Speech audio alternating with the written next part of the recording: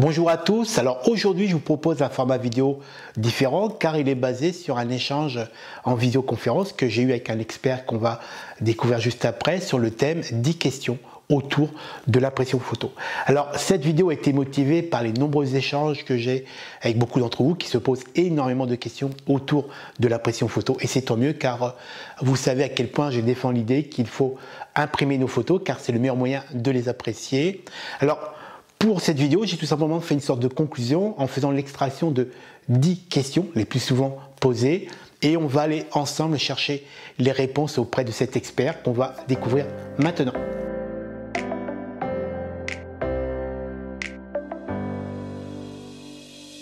Bonjour Cyril, alors très heureux de pouvoir échanger avec toi en visioconférence. Donc moi je suis au Portugal, toi tu es à Annonay, c'est ça? Oui, en Ardèche, oui. En France. Ardèche, le siège historique de Des Canson. papeteries Canson et Montgolfier, oui. Déjà, on va se tutoyer parce qu'on se connaît déjà depuis pas mal de Oui, temps. oui. Et, euh, et donc, j'ai quelques questions à te poser. Donc, je suis très heureux que tu puisses y répondre en direct. Mhm. Donc, première chose, peux-tu te présenter rapidement? Rapidement, donc je suis Cyril Berthelon, je suis responsable technique des papiers digital et nouveaux produits chez Canson. Je travaille depuis à peu près 30 ans chez Canson, y compris la naissance des papiers jet d'encre. Donc, mon travail consiste à mettre en place tous les nouveaux papiers, faire les développements des nouveaux produits pour la gamme Canson Infinity, également de produire tous les profils ICC des papiers de la gamme, de suivre et d'auditer les laboratoires certifiés de Canson Infinity, et également d'imprimer les posters et impressions de nos ambassadeurs comme toi sur les salons professionnels et ainsi que je donne mon accord pour les nouveaux ambassadeurs photographiques. Voilà. Donc, c'est beaucoup de techniques. Je fais également le traitement de tout ce qui est réclamation, qui est quand même assez lourd, Oui, il y enfin, a pas même mal si on n'en a pas beaucoup. Et voilà. Donc, tout ce qui est technique, Canson, Infinity. D'accord. Donc, c'est toi, monsieur technique, celui qui nous garantit Oui, la. c'est moi qui reçois les réclamations, c'est moi qui reçois les questions, qui traite tout, qui suit les développements des nouveaux papiers comme Arche du début à la fin, qui les teste aussi, qui donne son accord, et voilà. Et donc, ça veut dire qu'après, en toute honnêteté avec les gens qui nous écoutent, on en a déjà discuté il y a quelques temps, tu es aussi à l'origine certainement de l'idée de lancer certains papiers en fonction des besoins, c'est ça? Tu as des projets à toi qui tu te bats pour lancer des papiers, Oui, etc. oui, comme par exemple le dernier Baritamat, ça faisait longtemps, ça fait des années que je voulais un Baritamat. En fait, mon idée, c'était quand je voyais toutes ces nouvelles voitures là avec des noirs mat, eh ben, je me disais, il faudrait qu'on trouve un papier qui donne le même rendu noir, mat, façon baritée, que ces voitures, toutes ces belles voitures qu'on voit. Et c'est là-dessus que ça a germé l'idée du Baritamat. Et en plus, quand on regardait la gamme, quand on passe les papiers en revue, je me disais, il me manque quand même un papier. Donc là, le Baritamat, oui, c'est mon petit bébé, on va dire. Je n'étais pas très barité jusqu'à pas si longtemps que ça. Et bon, j'ai eu la chance de pouvoir le tester avant le lancement. Et c'est vrai que ben, ce papier-là fait maintenant partie de mes trois papiers préférés. D'ailleurs, j'ai une Mhm. question là-dessus, j'y répondrai à la fin. Les gens me demandent Mhm. quel est mon papier préféré. Mais c'est vrai que tu as bien eu raison de te battre là-dessus parce que franchement, ça vaut vraiment le coup, quoi. Oui, ouais, non, mais celui-là, bon, après, oui, il est intéressant. Je pense il manquait dans la gamme. Et moi, je l'aime bien aussi, hein. Maintenant, je l'utilise beaucoup pour faire des impressions, même pour les salons. J'attends vivement les prochains salons, qu'on puisse faire des belles, belles impressions sur ce Baritamat. Alors, la première question, c'est ma question à moi, puisque fait, quand on va commencer par ma question, j'aimerais que tu nous parles rapidement de l'histoire de Canson. Oui, alors d'abord, c'est la maison Montgolfier, parce qu'à l'origine, ça date quand même de 1557.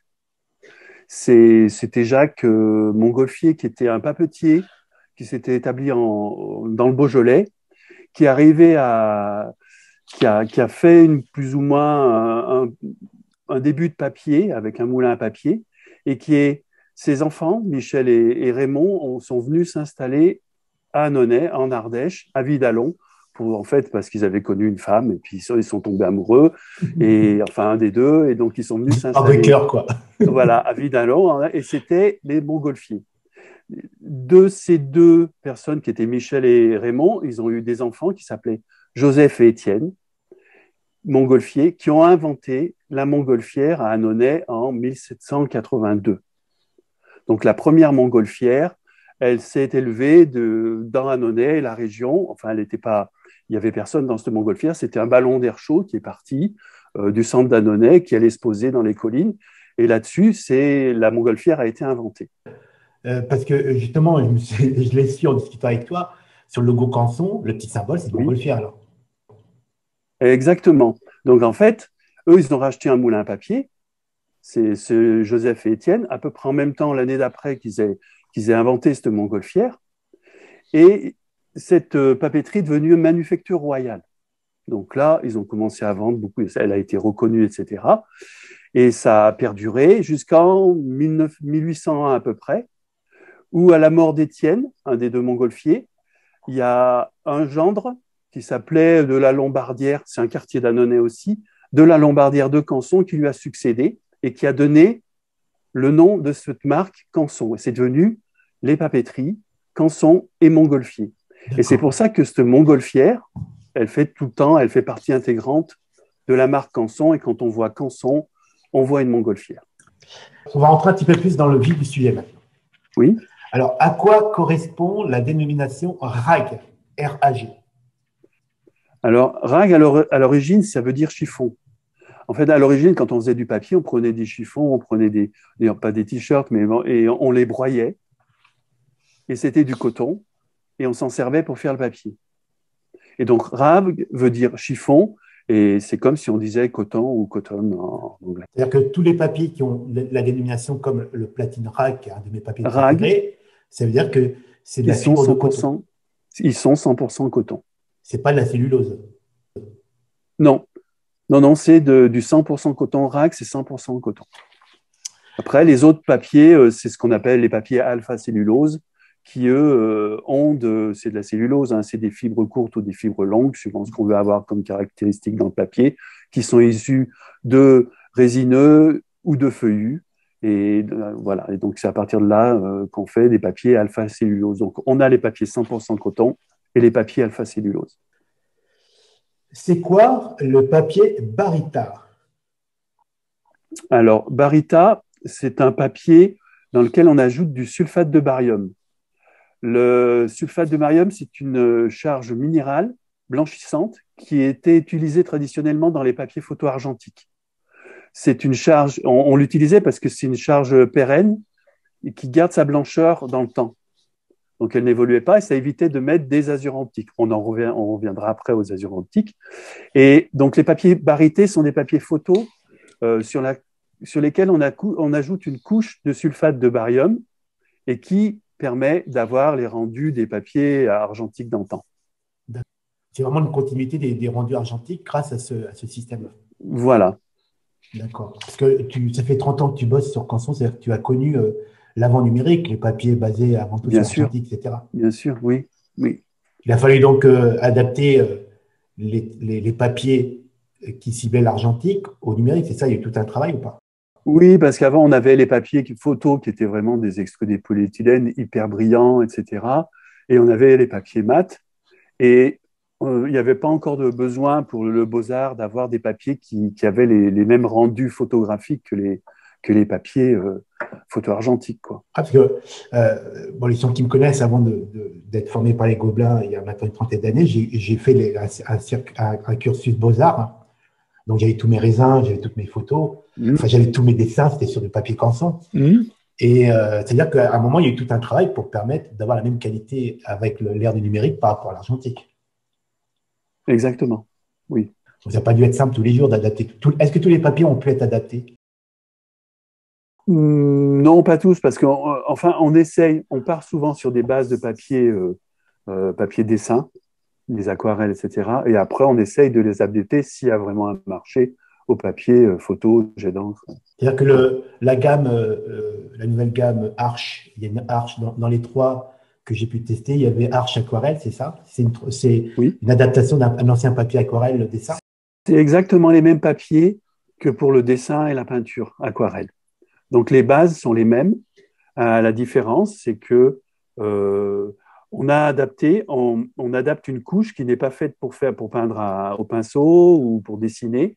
C'est une couche absorbante qui est faite pour absorber l'encre des imprimantes et en ayant tout le temps un rendu exceptionnel en noir et en couleur. Ok, on continue. Pour la conservation longue durée, justement, parce que on peut se poser la question, alors tu me diras si je me plante, hein. Pour la conservation longue durée, faut-il privilégier les papiers fibres coton, donc les rags, ou les fibres cellulose, donc issues de fibres de bois, comme tu as dit précédemment?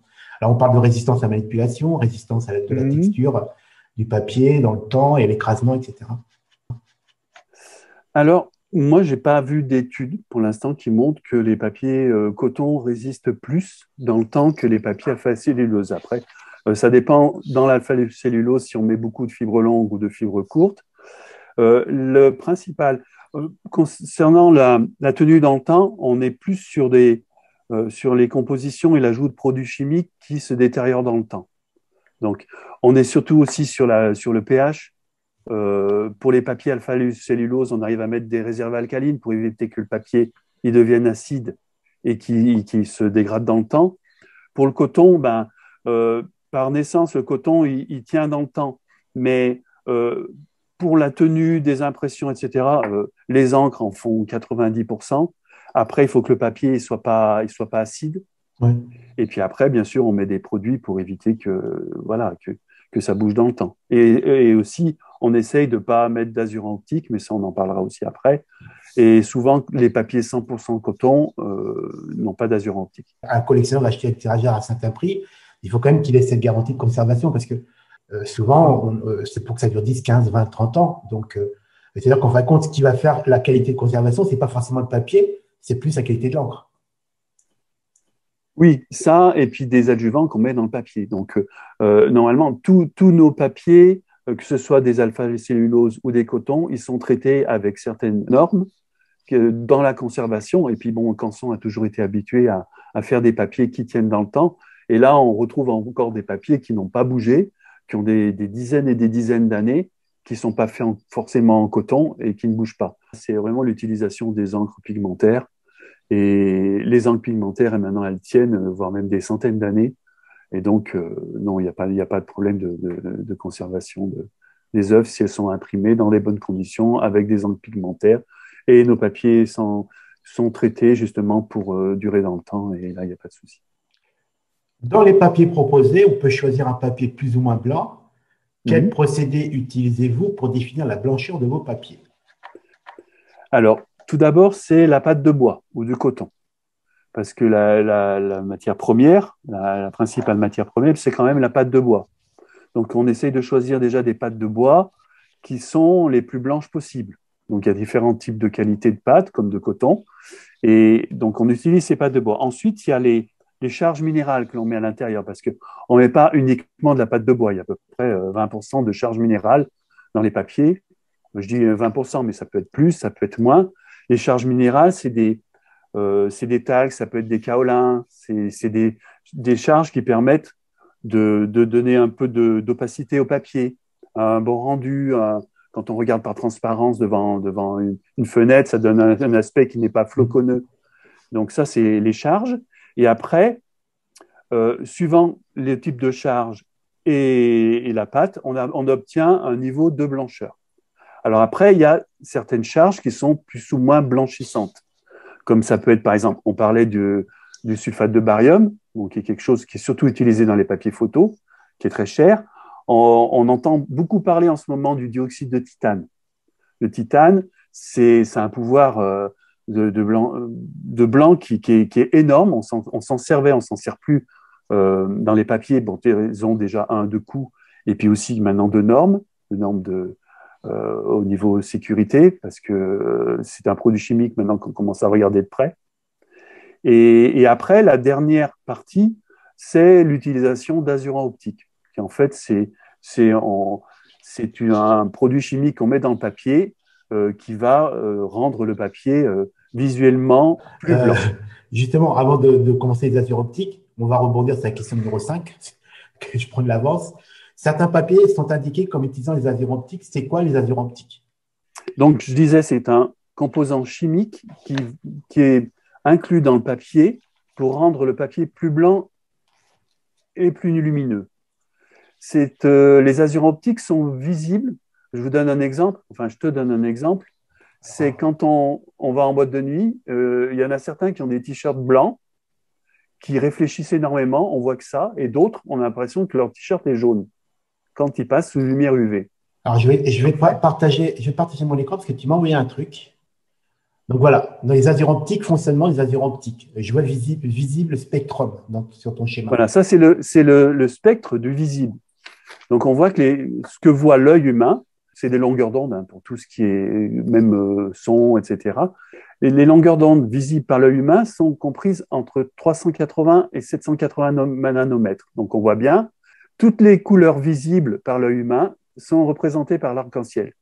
Donc on voit bien, ça part du bleu et du rouge, et avant le bleu, il y a l'ultraviolet, qui n'est pas visible par l'œil humain, et ensuite l'infrarouge, ensuite 780 nanomètres. Si tu passes à la prochaine, celle-là. Quand on regarde la courbe de réflectance du papier sans azurant, c'est ce que l'on voit là, on remarque que la courbe, déjà, elle ne dépasse jamais un facteur de réflectance de 100%. Et en fait, ce papier, on voit qu'il est blanc parce que dans le bleu, il est près de 100%. Ensuite, il y a quand même une partie dans le rouge, il y a une partie dans le vert, etc., dans le jaune. Si c'était un papier bleu, on aurait un pic juste dans le bleu. Si c'était papier jaune, un pic juste dans le jaune. Un papier rouge, un pic juste dans le rouge. Un papier blanc, en lumière additive, c'est la composante des trois, et c'est le rouge, le vert et le bleu. Si je comprends bien, en gros, ce système-là, c'est un procédé chimique, on est d'accord? Oui. C'est-à-dire qu'en fin de compte, il renvoie plus de bleu, c'est ça? Et donc, on a l'impression qu'il est plus blanc? Alors, ce qui se passe, c'est que quand on ajoute de l'azurant optique, si tu passes à la suivante, on voit que l'azurant optique, qu'est-ce qu'il fait? Il va absorber les rayonnements invisibles de l'UV qui sont avant 380 nanomètres, ils vont les retransmettre dans la partie bleue visible de l'œil humain. Là, on voit clairement que ça fait un pic dans le bleu et qui est en dessus de 100% de facteur de réflectance. Donc, quand on fait les mesures de réflectance des papiers, on va voir tout de suite si le papier est azuré quand les valeurs vont dépasser 100% dans le bleu. D'accord. C'est-à-dire que l'autre solution, c'est de passer le papier sous une lumière UV, et là, on verra tout de suite la différence. D'accord. Le papier qui n'est pas azuré, il va rester jaune, c'est visuellement, et l'autre, il va avoir le même effet que le t-shirt blanc azuré en boîte de nuit.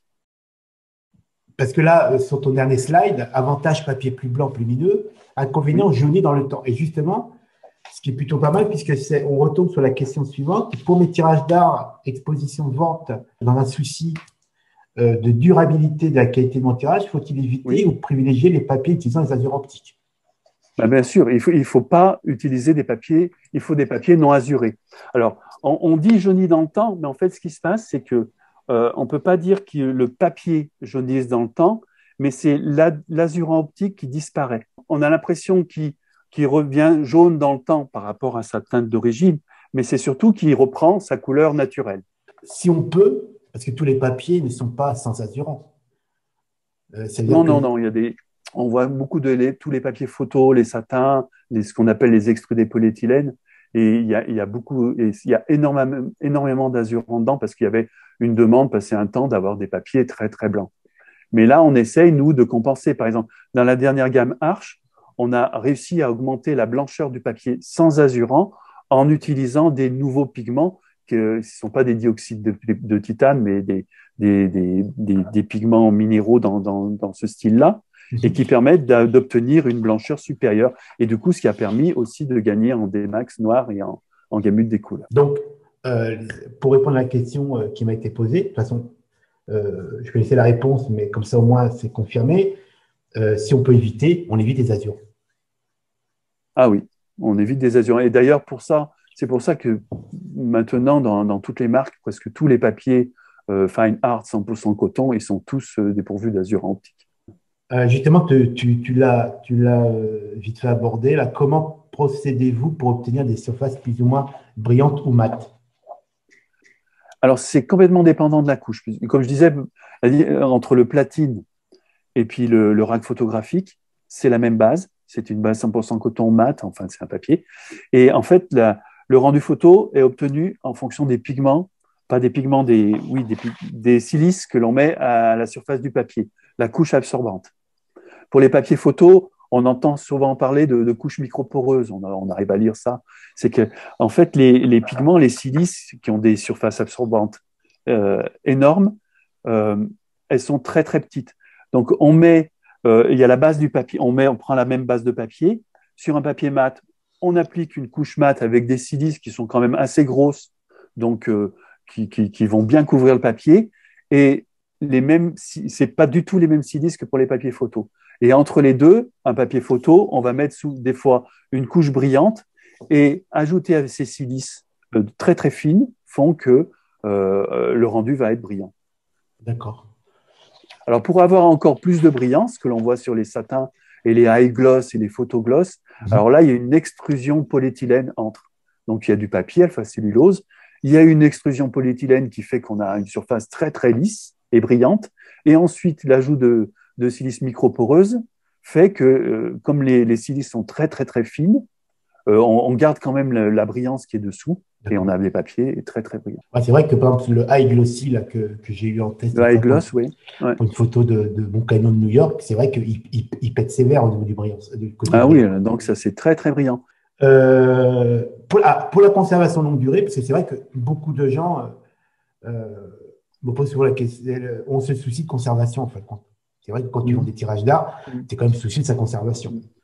Pour la conservation longue durée, le papier brillant est-il plus résistant que le papier mat, donc au vieillissement et au jaunissement, par exemple? Moi, j'ai envie de dire, si le papier n'est pas azuré, si ce n'est pas un extrué polyéthylène, pour l'instant, il résiste très très bien les deux. D'accord. Oui, maintenant, non. Après, les normes sont les mêmes de conservation. Le platine, c'est la même chose que le rack photographique. Donc, pour ces deux, par exemple, non, ils vont durer dans le temps de la même façon. Après, c'est vraiment lié aux encres. Alors, après, certaines fois, les encres photo tiennent moins que les encres, mais c'est surtout le noir, parce que dans un traceur, les couleurs sont toujours les mêmes pour un papier mat et un papier photo, alors que c'est juste le noir, uniquement le noir qui change. Il y a beaucoup de gens, il y a beaucoup de curiosité autour de la fabrication des papiers. Et c'est vrai que je ne me suis jamais posé la question, mais c'est vrai qu'elle est intéressante. Quel procédé utilisez-vous pour obtenir un papier plus ou moins texturé, voire très texturé? Alors là, c'est complètement pendant la fabrication du papier. Un exemple pour Arches et même Canson, quand on prend l'Arche 88, un BFK, le BFK et puis l'aquarelle Arche, il y a vraiment énormément de différences de texture. Le 88 est très lisse et l'Arche aquarelle est très grainée. La différence, pour ce qui est du papier et de la fabrication, c'est la même base, c'est la même composition fibreuse. C'est simplement au niveau du pressage, on utilise des feutres à grains ou sans grains. Pour l'Arche 88, on ne met pas de feutre à grains. On fabrique le papier et on applique un coup de lisse en fin de fabrication, en fin de fabrication. Et là, le papier reste lisse. Sur le BFK, on a un feutre spécial de ce type de grain qu'on applique en pressant plus ou moins dans les premières presses sorties de la caisse de tête de machine à papier. Et pour l'aquarelle, là aussi, c'est lié à un feutre à grain aquarelle. Et donc, chaque papier grainé ont leur feutre qui correspond. Donc, ça implique de fabriquer, mais à chaque fois, il y a des temps d'arrêt. Il faut changer les feutres de machine à papier pour pouvoir faire les grains ou non. C'est-à-dire qu'en fin de compte, c'est quand le papier est pressé que la trame est appliquée, quoi. Exactement. Le papier, quand il sort, il se maintient à peine. C'est comme si on avait trempé un papier dans l'eau. Et là, on le sèche en passant sur des cylindres sécheurs sur lesquels il y a un feutre. Et c'est le feutre qui détermine le grain du papier. Les papiers Canson sont proposés en différents grammages. Pourquoi? Si on prend, par exemple, mon papier préféré, qui est le platine fibrate, enfin un des trois que j'aime, il est uniquement 310 grammes. Pourquoi certains papiers ne n'existent pas en 210, en 310 est-ce qu'il y a une... Après, déjà, il y a des questions. Premièrement, il y a des questions de volume. Et puis, là, la demande, elle est pour tous les papiers en 310 grammes. D'accord. Là, voilà.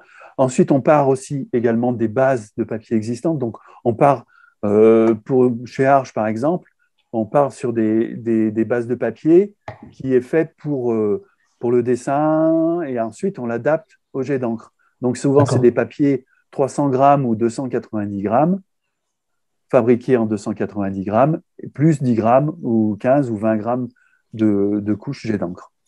D'accord, par contre, c'est comme c'est une continuation des papiers, papiers à dessin. D'accord, c'est-à-dire que le grammage qu'on avait en dessin, comme ils ont été adaptés à la prise de vue numérique, donc, ou venus de l'argentique, vous avez gardé les mêmes épaisseurs. En fait. C'est les mêmes papiers, c'est les mêmes bases au départ, parce qu'après, il y a des questions de volume aussi. On ne peut pas mettre en route une machine à papier. Après, on peut ajuster, faire différents grammages, mais c'est vraiment très lié marketing et commercial. Donc, on connaît le marché, on sait que le marché demande du 310 grammes. Moi, je suis plutôt 310 grammes, très clairement, parce que dans la tenue du papier, l'épaisseur du papier fait que la conservation est plus intéressante. Oui, même si ça peut poser des problèmes. Par exemple, on prend le Prestige. Le Prestige, chez nous, il est en 340 grammes. Alors, en fait, c'est surtout parce que le Prestige, on a rajouté encore une couche supplémentaire de sulfate de barium qui fait qu'on a augmenté, parce qu'à chaque fois, chaque couche rajoutée augmente du grammage et d'épaisseur à un papier. Et quand on voit que certains papiers ont 10, 15 et même 20 grammes de couche, donc là, ça augmente considérablement le poids et l'épaisseur du papier. C'est-à-dire que l'épaisseur du papier, alors maintenant, j'ai appris, parce qu'on apprend toujours, quand je me suis lancé dans la vente de tirage d'art, en lisant vos papiers, le premier papier qui m'est venu, enfin celui que, après avoir fait les tests ensemble, rappelle-toi, tu m'avais imprimé des photos quasiment sur tous les papiers pour définir un peu mes préférences, c'est le 310 grammes. C'est très bien, mais le problème, c'est que les premiers tirages que j'ai envoyés en rouleau. Tu vois le problème, c'est le curl. Et là quand tu déballes, le client, le truc, il faut le laisser presque 2-3 jours pour qu'il reprenne sa place. Et c'est pas génial. Donc, maintenant, j'ai fait le choix depuis quelques temps déjà de livrer en passe-partout, déjà pour présenter quasiment on va dire, le tirage en place et que la personne n'a plus qu'à prendre le cadre qui va bien et de livrer à plat. Donc, c'est vrai que les papiers épais, pour les plier, c'est pas bon, c'est pas du tout. C'est le problème. Mais également aussi de la composition. Hein. Si on met du 100% coton, le papier 100% coton, il est plus épais, il est encore plus rigide. Donc, c'est vrai qu'il prend facilement le cœur, surtout que les rouleaux, vraiment, ils sont quand même assez serrés. C'est vrai que, souvent, pour les expos, les gens, ils les contre-collent. Hein. Ils parlent de rouleaux, ils contre-collent, ils font du dibon. Donc, c'est vrai que ça, mais le curl, oui, c'est vrai que mais bon, ça, c'est présent dans tous les papiers. De toute façon, mais je trouvais la solution, c'est que je livre à plat, tout simplement. Bah oui. Voilà, il faut que j'achète les cartons qui vont bien. J'aime bien les passe-partout pour tout ça, et je livre comme ça. Le client n'a juste qu'à acheter le cadre qui correspond au format avec le passe-partout, et hop, il emboîte et ça roule tout seul. Alors, cette question-là, en fin de compte, ce n'est pas une question qu'on m'a posée, mais c'est une question que je te pose, parce qu'à un moment, je te l'ai posée, cette question-là, et tu m'as donné l'astuce qui est vraiment imparable. Chaque papier possède une face imprimable. Comment bien identifier quand alors, c'est une face qui est surfacée, une face en imprimable. Comment bien identifier quand la différence entre le recto verso est minime? Il y a une astuce que tu m'as dit qui est radicale. Alors, moi, quand j'ai des doutes, normalement, je connais les papiers, mais quand j'ai des doutes, je pose ma langue dessus et je vois si ça taque, si ça colle. Ça, c'est une solution, mais on peut le faire aussi en mouillant le doigt, en vérifiant si ça colle un peu plus. Ben, c'est vrai que c'est une bonne astuce. Parce que mais le coup de poser le bout de la langue dessus, moi, je fais tout le temps un peu. Je pose le bout de la langue et ça colle vraiment énormément du côté. Mais bon, ça craint rien parce qu'on ne met pas de produits chimiques dangereux. Non, mais c'est vrai parce que quand on ouvre une boîte, il y a toujours un côté, c'est identifié le côté imprimable, mais des fois, on a des papiers, la différence, c'est quand même, parce que des fois, tu inclines la feuille comme ça, et tu vois le surfaçage. Des fois, les papiers, la différence est minime. Et c'est vrai que c'est radical, tu poses ta langue, ça colle, tu sais que c'est côté imprimable. Eh ben, surtout sur le Barretta mat, le dernier, c'est pas évident parce qu'on appelle ça un Barretta photographique mat. Et au tout début, j'ai eu pas mal de retours en me disant, j'ai même des ambassadeurs qui m'ont appelé en me disant, mais ton papier, il vaut rien, il n'est pas couché, les couleurs bavent. Le noir aussi, c'est tout enterré. J'ai dit non, ça doit pas être sur la bonne face. Effectivement, c'était pas sur la bonne face parce que comme c'était un Barretta photographique de mat, on avait tendance à choisir la face un peu plus brillante que l'autre, alors qu'en fait, non, il faut choisir la face la plus mate. Mais bon, souvent, le fait de mettre la langue dessus, il n'y a pas de vérifier si ça colle au bout de la langue. Non, mais après, c'est là, on ne va pas non plus lécher la feuille, il y a juste une petite langue. Non, il y en a qui ont essayé, mais ils ont eu des problèmes. Ça, je l'ai dit. Bah, écoute, on a parcouru toutes les questions. Alors, une dernière question, pourquoi Antonio? Alors, c'est une question qui m'a été plusieurs fois. Pourquoi tu choisis d'imprimer sur du papier canson? Alors, pourquoi canson? Pour une simple raison, on en a parlé, c'est que moi, j'ai fait les beaux-arts avant de faire l'école de photographie des Gobelins. J'étais en CP, je dessinais sous mon pupitre, je dessinais les Goldorak toute la journée. Et donc, c'était déjà sur le papier canson. Donc, c'est vraiment une relation, on est plutôt dans le sentimental. Parce que je pense que tous les gosses, un jour, ont utilisé le papier canson ou des calques pour décalquer des dessins. Et donc, c'est uniquement pour ça. Parce que, bon, après, il y a d'autres marques de papier, bien sûr, de qualité. Mais voilà, donc c'est plutôt une relation sentimentale. Puis en plus, on a une très bonne relation tous les deux. Donc, c'est plutôt pas mal. J'ai une question. Alors, souvent, on me demande mes papiers préférés. Alors, moi, j'ai 3 papiers préférés. Le platine fibrag, qui est celui que j'utilise quasiment tout le temps, qui convient bien à mon univers, parce que encore une fois, le choix du papier, ce n'est pas un choix qu'il faut prendre à la légère, hein, parce que toutes les photos ne fonctionnent pas sur tous les papiers. Et donc, j'aime bien le fibre rag satin, qui est un peu satiné, donc pas mal. Et depuis quelques temps, le Calbarita photographique de mat, que j'ai testé, que j'ai fini par apprécier. Quand je fais vraiment des prises de vue où j'ai besoin d'un papier vraiment très, très mat, comme par exemple le livre hommage à mon pote qui s'appelle donc toujours là. Lui, il a été imprimé sur du rag photographique duo. C'est ça, rag photographique duo, qui est un papier un peu spécial puisqu'il est surfacé des deux côtés. Et en plus, ce papier, il n'est pas fabriqué, enfin, il n'est pas coupé dans le même sens que tous les autres. C'est-à-dire que les formats, souvent, on a le sens long du papier, le sens de la machine à papier, qui est en mode portrait, c'est-à-dire qui est vertical. Et la particularité du rag duo, c'est que le sens de fabrication du papier est en mode travers sur le petit côté, ce qui fait que quand on prend des formats A3+, qu'on veut les plier en deux, on aura un pli qui sera tout à fait net. Parce qu'un papier, il a toujours un sens, hein, on le voit toujours. Ouais. Et quand on prend un papier d'un côté ou de l'autre, il va se déformer plus d'un côté que de l'autre. On prend un papier, on peut le déchirer droit quand on le prend dans un sens et partir en travers quand on le prend dans l'autre. C'est là, on voit tout de suite dans quel sens prennent les fibres. Ouais, c'est vrai que le fait d'avoir le duo, c'est qu'en plus, donc, tu as comme tu dis, la fibre et tu as le double face. C'est-à-dire qu'en fin de compte, donc, c'est un livre, pour ceux qui ne connaissent pas, c'est un livre hommage qui s'appelle Toujours là. C'est un livre d'artiste. Il y a uniquement que 20 numéros. Donc, c'est imprimé chez moi et donc c'est vous qui fournissez le papier. Mais l'avantage, c'est que quand on plie, c'est vrai, non seulement le pli est beaucoup plus. Il est moins forcé, quoi. Il vient oui, c'est exactement ça. Oui. Et en plus, quand on passe du recto verso, donc la partie que j'ai imprimée, puisque c'est une lecture de droite, les images sont à droite, et quand on tourne les pages, on n'a aucune différence au niveau entre la partie non imprimée et la partie imprimée. Donc, je te remercie de m'avoir filé la combine à l'époque quand je t'en avais parlé. Oui, oui. Oui, et puis ça fait des économies parce que de face au lieu d'une, en plus il est assez opaque pour pouvoir imprimer sur des faces sans que ça se voit par transvision, donc c'est nickel. Non, c'est vrai, c'était vraiment génial. Ben écoute, on a fait le tour. Ok. Puis une prochaine fois, on parlera de fabrication, de forme ronde, de table plate. Ouais, je sens bien que tu as envie de te lâcher et tu as envie d'aller à Non, mais je pense qu'il y a plein de choses à dire sur le papier. C'est quelque chose, le papier. Merci Cyril. Ben, je t'en prie, Antonio. Et puis, allez, salut. À très bientôt. Bye. À très bientôt. Bye. J'espère que cet échange avec Cyril autour de l'impression photo vous aura intéressé, que cette vidéo vous aura permis de trouver certaines réponses à certaines de vos questions. Alors, si jamais vous avez d'autres questions tout aussi intéressantes, si vous avez besoin qu'on aille un petit peu plus loin avec Cyril sur des thèmes un peu plus précis de l'impression photo, n'hésitez pas à commenter cette vidéo et on vous proposera un second module le plus rapidement possible. Je vous dis donc à très bientôt et encore une fois, merci à Cyril d'avoir accepté cette interview. À très bientôt.